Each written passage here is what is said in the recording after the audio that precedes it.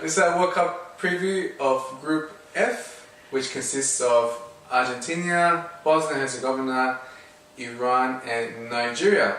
Yep. And it's only the gazillionth time that Argentina and Nigeria are in the same group. Once again. How many times is that? Well, 3 times before this. 3 times before. Yeah, 02, 94, 2010.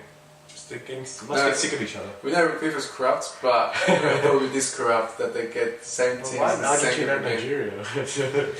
Who knows? Anyway, let's start analysing each team and the chances. Starting off with the seeders group, Argentina.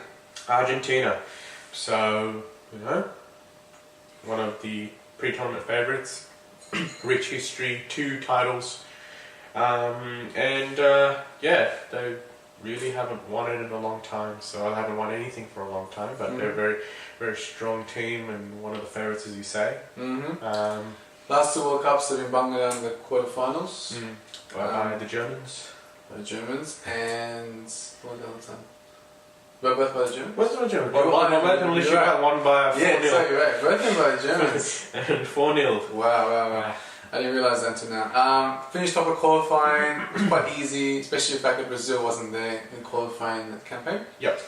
Topped it, yep. Topped it. In terms of players, I mean, kind of past the arguably the world's best player, Lionel Messi, at the moment. However, my concern is that Messi, last season, has been hampered with injuries. Yep. And the last couple of months of the season, he just wasn't. I mean, he just hasn't been playing well. He hasn't been the same guy that we know. Those lofty standards he hasn't quite met. No. He's not the same player as he was a couple of seasons ago. And he's not making the headlines that he used to. The others are. No. So what I'm wondering, for example, whether he's been saving himself for the World Cup. Maybe, yeah. Or whether this is actually a big problem, like a long-term problem that Messi is actually in a rut and it's going to affect the whole campaign for Argentina.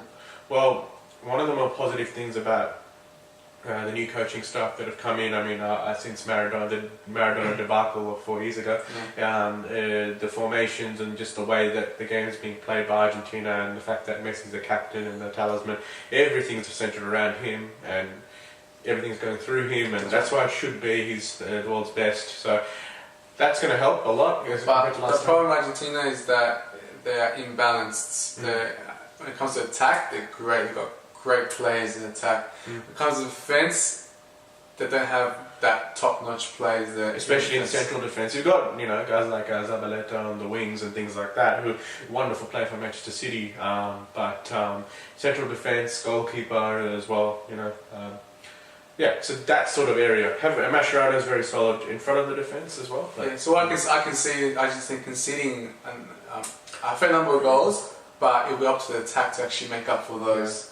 I think it's a mental thing with Argentina as well. You haven't won a trophy since 1993. They're better than that, and they're always getting eliminated at strange times in tournaments. And you saw in '98 they got smashed in the quarterfinals, and 2010 4-0 against Germany, and then even 2006 they really should have. They were the form team, and they got eliminated. They've got to get over these mental issues. I think it's not just it. I think it's a mental battle for them. Yeah, understood. All right, well that's Argentina, one of the contenders. Moving on to Bosnia and Herzegovina, who are first-time qualified. In fact, the only debutants at this World Cup. Yep. Finished top of the group, equal with Greece, but had a better goal difference because Greece were incapable of scoring goals. Yes. So they went through, and for me, it's all about really one player who can really determine the success of their campaign, which is Edin Dzeko. Edin Dzeko, the Manchester City player, is second fiddle to another player in the group, Sergio Aguero, but he has got a lot of game time for a backup striker, in my opinion, so I don't think that's going to be a big problem. So the reason that they qualified before Greece was they're ultra-attacking and Greece is ultra-defensive. And the problem with that is they are sometimes susceptible in defence. This coach loves to play this sort of 4-1-3-2 type formation, and in recent sort of games against Argentina themselves, I think. Argentina and Egypt, they all really found out, because you only have one holding midfielder, you've got a lot of attackers. So they love to attack, that's all I'm saying, but that's also a defensive weakness there for them. So anyways, I like Argentina. Yeah. Alright. So So- we could game, watch this game, good game, we're good game. Not unlike some of the other defensive teams in the top. That'll be a good game to watch, actually. Debutants. I mean, it's been a long time coming. They were very unlucky last time. Just missed out on the playoff against Portugal. So no, I think they'll go well. Alright, cool.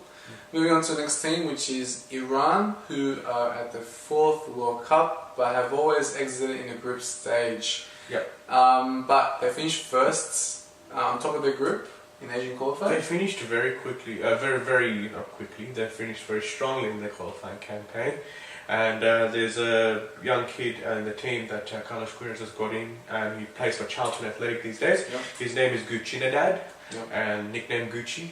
Actually, it's his nickname, as in the brand Gucci. He scored a goal in each. He's got a lot of class. A lot of class. He's got a lot of. He might be a very expensive player soon as well. There you go. Very expensive Gucci. So he scored in each of the last 3 games. Yep. Got them to qualifying. Automatically. Big win away in Korea as well. Yep, but as with other teams, there's a lack of quality in the team as well. I mean, in terms of high quality players playing in Europe. I mean, you want to change it in tournament. You have to have you have to have players playing in Europe. Yeah. Most of the players are playing in Iran, and unfortunately, that's not the level which is needed to win or to do well at these tournaments. And generally, with the national team, they have trouble attracting international teams for friendlies. To Tehran, they don't really travel. The national team doesn't travel much as well. So it's a lot of their football is just in West Asia, East Asia qualifying. And the only weapon they have is their unknown quantity. But that's it. They're not playing those friendlies. They're not putting their players in Europe in club level as well. So massive problem. Yeah. Well, that's Iran in a nutshell. Yep. Moving on to the final team in this group, which is Nigeria, who are entering the 5th World Cup. They made the round 16 in 94-98, but since then they've been bumming out in the group stages. How do you think they'll go this time? Well, they've got the talent, certainly, in midfield. A few Premier League stars like Obi Mikel and Moses, Peter Odemwingie as well. They've certainly got the depth, the African champions these days, as we know, unbeaten in qualifying. So, they're doing a lot of things right. But as with a lot of the African nations, they have all this promise, but they don't have that extra mile, and they have less stars than. Well, Nigeria has had better teams than this. Yeah, they have in the past.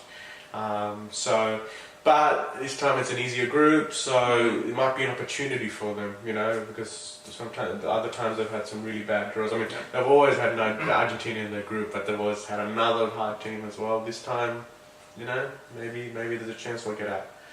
Okay, well, that's Nigeria, so we'll just go through our predictions for this group, Group F. Who do you think is going through? Argentina and Bosnia and Herzegovina.